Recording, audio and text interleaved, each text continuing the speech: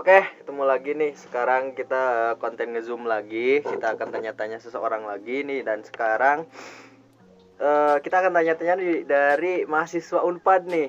Wis, mahasiswa Unpad. Gimana, sehat nih, Kang Wan? Aduh. Alhamdulillah sehat.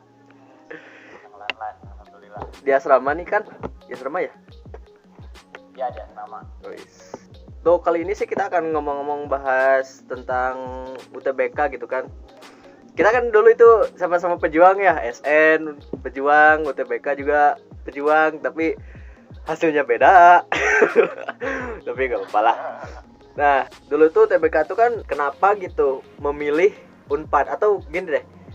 Dulu itu milih jurusan untuk UTBK itu atau untuk SBMPTN itu memilih jurusan apa aja gitu. Dan kemana? Pas SBMPTN ya? Ya angkatan kita lah. Oh iya. Pas SBMPTN tuh milih yang pertama itu statistika, kemudian fakultas teknologi, geologi FTG atau fakultas teknik geologi. Oh iya. Iya, dua. Nah, kebetulan emang pilihan pertama itu di statistika gitu. Dan jadi keterimanya yang di pilihan pertama gitu. Kenapa memilih Unpad? Wis, kenapa gak milih yang lain gitu? Sebenarnya gini ya, untuk memilih Unpad kenapa ya dilihat juga gitu dari nilai. Kita tuh harus update terus ya informasi. Ya. Kalau mau ikut yang kayak gini tuh SBMPTN UTBK tuh update terus informasi gitu terkait ketatan jurusan yang ada di universitas yang kita tuju itu kayak gimana gitu. Nah jadi kita harus update tuh. Nah kalau dilihat dengan nilai yang saya punya gitu ya, kemudian dengan keketatan yang ada di Unpad, ya saya cukup percaya diri gitu untuk mendaftar di jurusan tersebut gitu. Iya. Kalau boleh tahu nih. Nah, nilainya, nilai UTBK Kang Wan waktu itu berapa nih? Penasaran juga gitu. Ya, tuh gimana ya? Gak terlalu besar juga gitu. Berapa tuh? Berapa ya? 619, berapa gitu kalau nggak salah. Wih, cukup gede lah itu lah. Ya kan masih banyak orang lain 700 gitu. Iya juga. Milih jurusannya itu pertimbangannya seperti apa gitu kan? Karena kurang lebih UTBK yang kemarin itu kayak SN gitu. Pertimbangan jurusan sebenarnya yang paling jadi pertimbangan utama tuh ya kalau untuk memilih jurusan tuh dari minat gitu. Ya. Jangan sampai terpaku sama orang lain gitu atau ngikut-ngikut orang lain kayak gitu, atau ya karena orang tua atau kayak gimana. Tapi bagusnya itu atau lebih baiknya itu adalah karena minat dari kitanya sendiri gitu. Iya. Itu mungkin untuk jurusan gitu ya kita milih. Terus gimana untuk memilih jurusan yang tepat gitu kan, pas tahun kita tuh nilai UTBK keluar dan kita bisa daftar gitu ya. Iya. Jadi kita lihat dulu tuh nilainya gitu. Ya. Dari tiap sub penilaiannya gitu, kayak kuantitatif, pemahaman umum yang kayak gitu. Ya. Nah, itu disesuaikan gitu. Contohnya kalau kita mau memilih sastra gitu, pastinya tuh kayak pemahaman umum gitu. Yang bagian di bahasanya tuh nilainya harus tinggi gitu.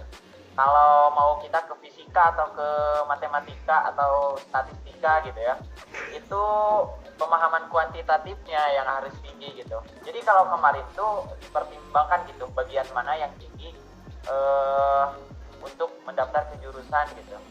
Jadi seperti itu sih. Oh, ternyata itu juga berpengaruh ya. Maksudnya kayak kita mau memilih jurusan yang utang hitung lah misalkan gitu.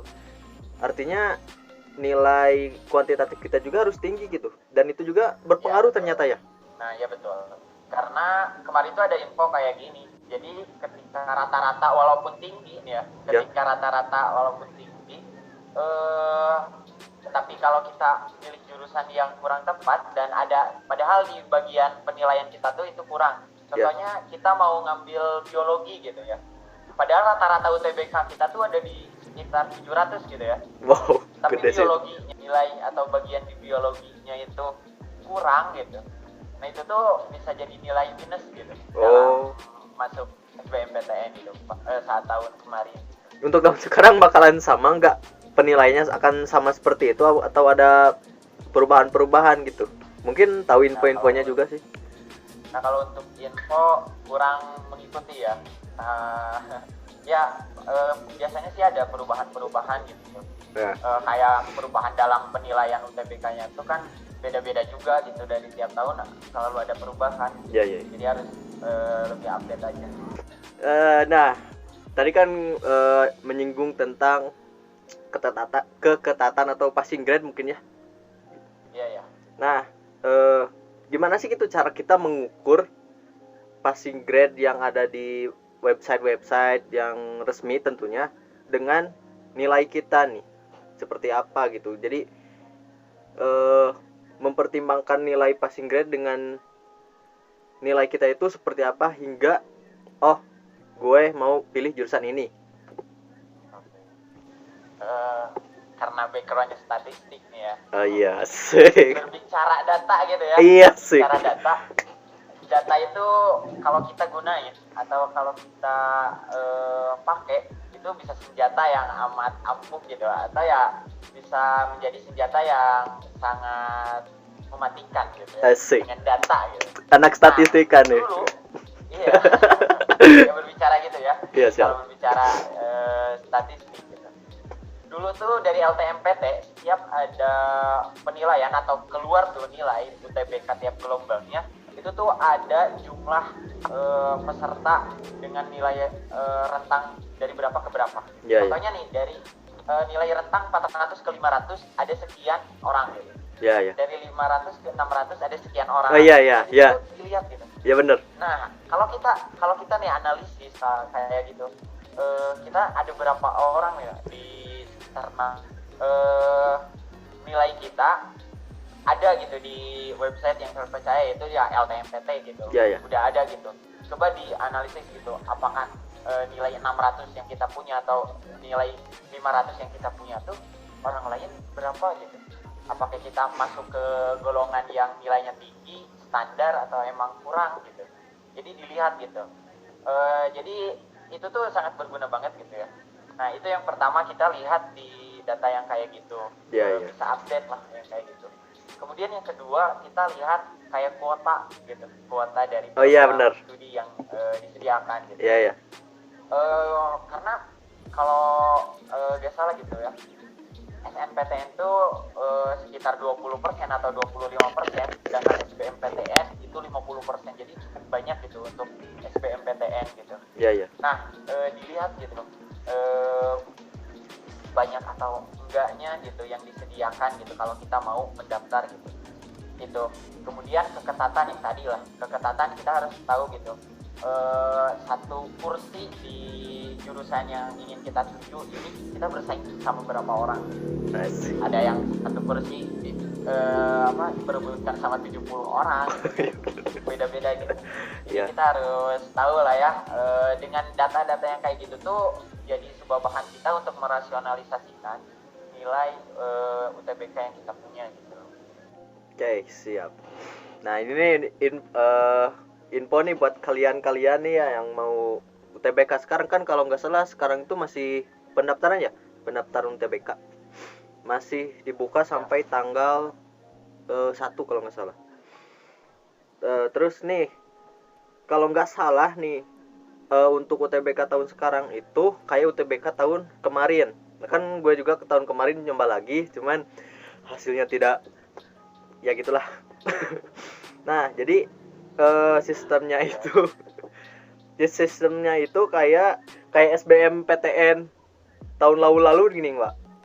Jadi kita daftar dulu jurusan mau apa, universitas mana, baru tes ujian. Untuk strategi nih, kalau kondisinya seperti itu lagi, gimana nih kira-kira? Masih berkaitan mungkin ya tadi jawaban yang tadi gitu. Ini ada tambahan lagi gitu.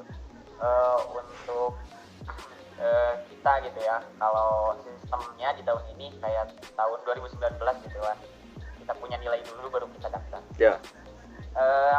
Karena kita punya nilai nih ya teman-teman, biasanya di setiap atau ada beberapa website atau platform gitu ya, atau akun Instagram gitu menyediakan rasionalisasi nasional gitu. Oh iya. Jadi setiap orang yang daftar SBMPTN itu mereka bisa merasionalisasikan gitu nilai UTBK yang mereka punya, apakah cocok masuk gak ke apa ya, ke jurusan yang kita tuju gitu. Ya.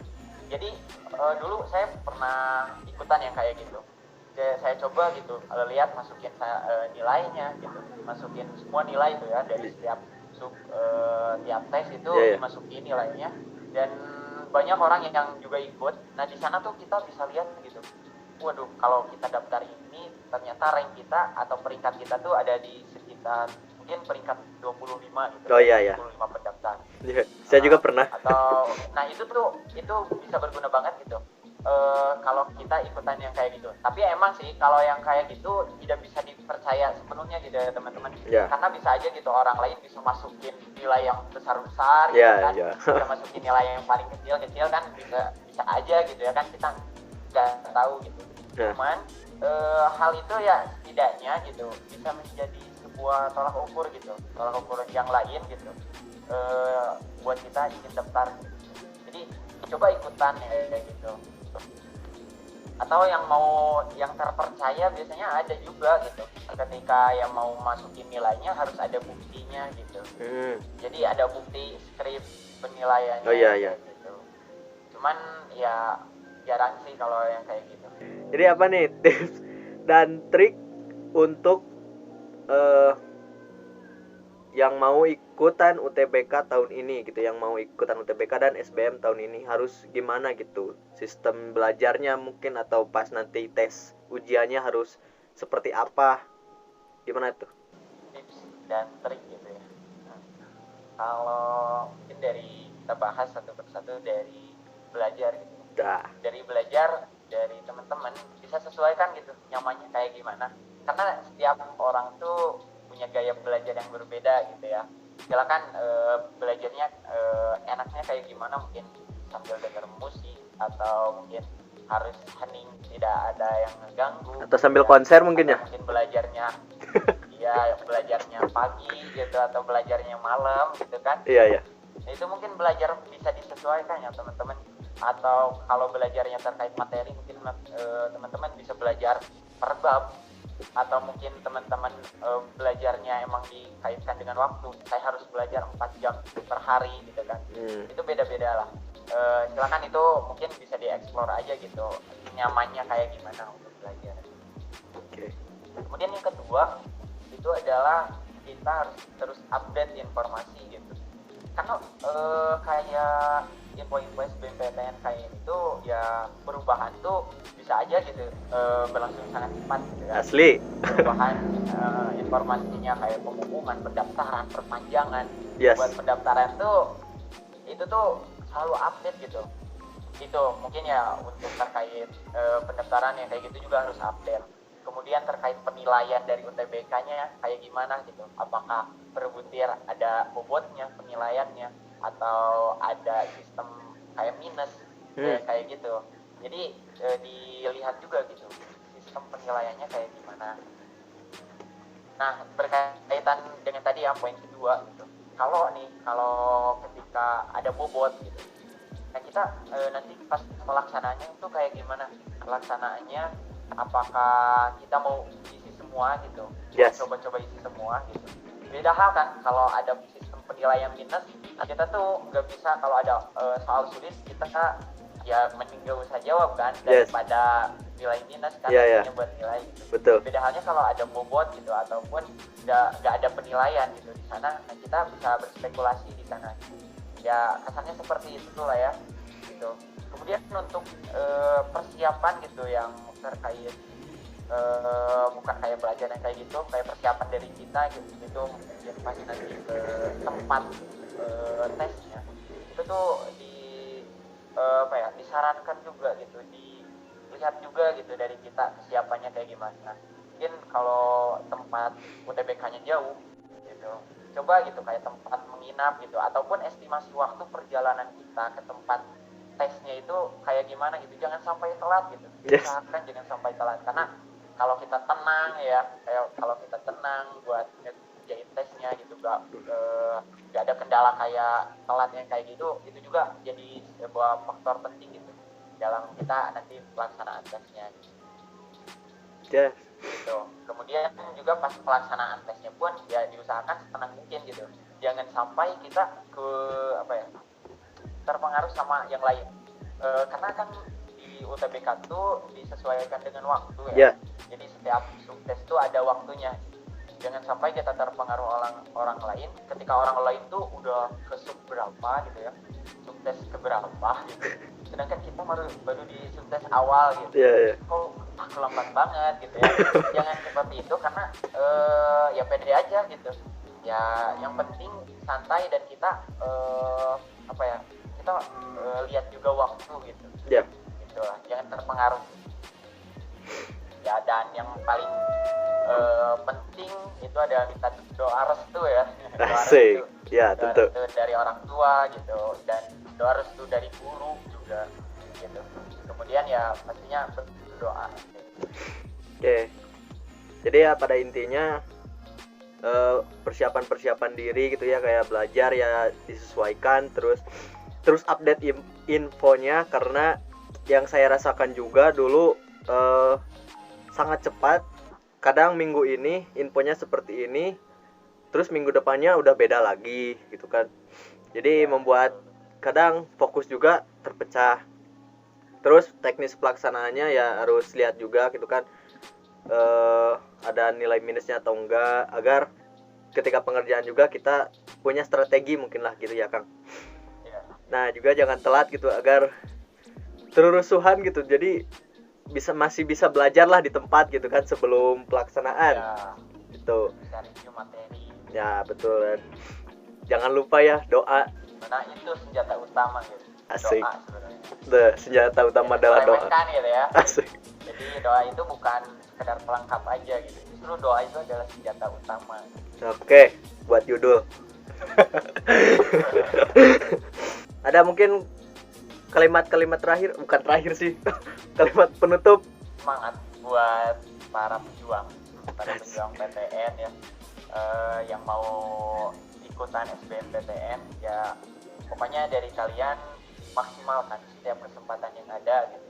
Ya mungkin kalian kemarin gagal di SNMPTN, sekarang maksimalkan di SBMPTN. Jangan sampai kalian harus memaksimalkan di ujian mandiri. Yes. Coba maksimalkan terlebih dahulu tes yang gitu. Jadi maksimalkan setiap kesempatan yang ada. Oke, terima kasih nih udah ngeluangin waktu, juga udah ngasih materi, atau bukan materi sih, udah ngasih pengalamannya juga, info penting-pentingnya. Lancar ya kuliahnya. Terima kasih nih udah ngeluangin. Oke, terima kasih untuk kalian yang udah nonton ya. Jangan lupa kalau suka langsung saja di share, di like, dan jangan lupa di subscribe. Oke, thank you for watching.